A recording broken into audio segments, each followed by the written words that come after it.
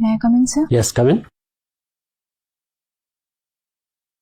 Good morning, sir. Good morning. Please be seated.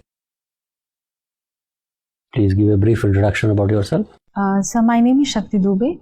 I belong to Prayagraj district of Uttar Pradesh. I have done most of my education and schooling from Prayagraj itself. I did my graduation from University of Allahabad, and further I moved to Banaras Hindu University to complete my post-graduation in biochemistry, which I have completed in 2018. Since then, I have been preparing for the civil services examination, and this is my 4th attempt at UPSC. Shakti, you are so passionate to join the civil services. Civil services, if you ask me my opinion about the civil services, it is a very complicated service.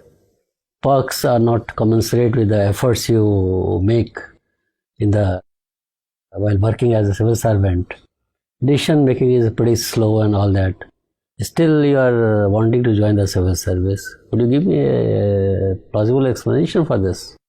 Yes, sir, because looking at the career option that I was looking for, it was basically coupled with my personal growth and development, along with having the power to empower the people in the society to bring changes at the societal level. So according to that, I think UPSC provides, civil services provides that opportunity to work at the ground level, to understand the problem and to design policies, etc., that can help for the betterment and upliftment of the people.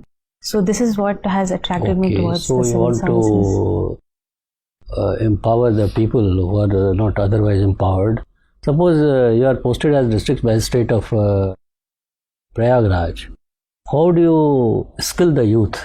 So first and the foremost thing with respect to skilling the youth is there is a need to first analyze the issues that are there in this district, first thing. Second thing, we need to understand the gaps that are there in the people, what is required, and accordingly there are also certain government programs that government has started, like the Kaushal Vikas Yojana, etc. According to that, people can be made aware about government scheme and they can be enrolled for the same. For their that can help them in giving the skills for employment as well as for their overall development as a society and economy of the district. And how will you empower the women in your area? So there are certain specific issues related to women. If you look at Uttar Pradesh in general and Prayagraj, of course, first and the foremost problem is the lack of participation of women at the leadership position, both in the social as well as in the political sphere. Second thing is there is still the patriarchal mindset that is entrenched there. We see the problems of son meta preference that is still going on. So there are first and foremost thing is to focus on the education for women, so that they are aware about their rights, they are aware about the policies and schemes that the government is coming up for them, so that they can better understand their abilities, their capabilities, and can come forward. What steps will you take for women's safety? So for women's safety, I think for certain things like, first is awareness of the women about their rights, first thing. Second, we can have for the safety and security, another important thing that can be done is installing CCTV cameras, so as to make them secure while they are traveling or while they are out. Second thing is the laws related to the sexual harassment at the workplace can be properly implemented, having internal the complaint committee, etc., so that women, they are comfortable in working. Apart from that, if in order to engage the married women, etc., in workplace, we need to have proper policies related to the crèche facilities, etc., and proper leaves also should be provided to women so that they are able to manage their work-life balance. They can have a proper work-life balance. Talking about the health system in our country, do you think that India should go for health for all or insurance for all principle? Sir, I think they are having its own importance, both the thing, health for all, insurance both.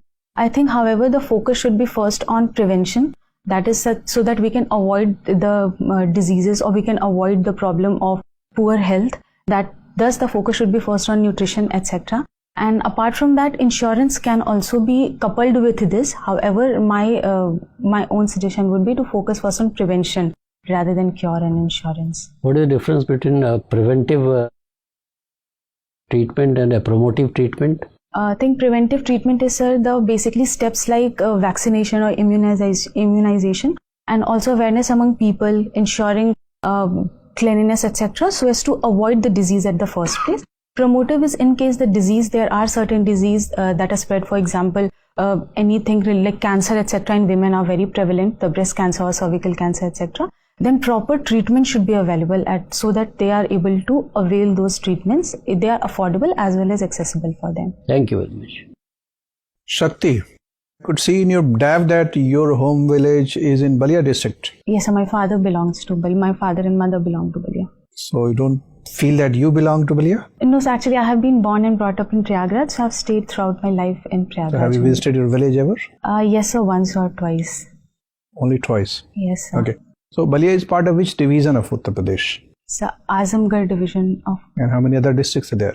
Sorry, sir, I need to read about that. Okay. Which language is spoken there locally? Bhojpuri.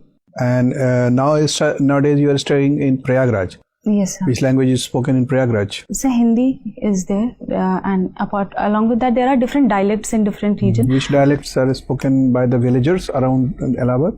So some of them speak Bhojpuri, is also prevalent in most of the part, and there is also Awadhi. Some people they speak. There is also a dialect called Allahabadi dialect that is also very prevalent in Prayagraj. And Bhojpuri is spoken in many other countries of the world also.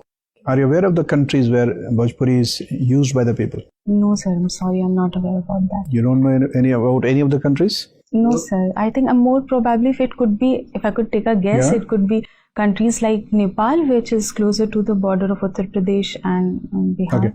Okay. Your preference for foreign service is very low, 6th. Yes, sir. Why? So actually my preference for the service is the Indian Administrative Service and the Indian Police Service. Apart from that, I understand, but why foreign service is so low? So, but based on my limited knowledge, I have arranged because I had to give preference to different services. So accordingly, I have placed first and second is the main preference. Beyond that, I have just based on the knowledge I had about the services, I have ranked them in that order. Okay. Which institutions in the world are called Bretton Woods institutions?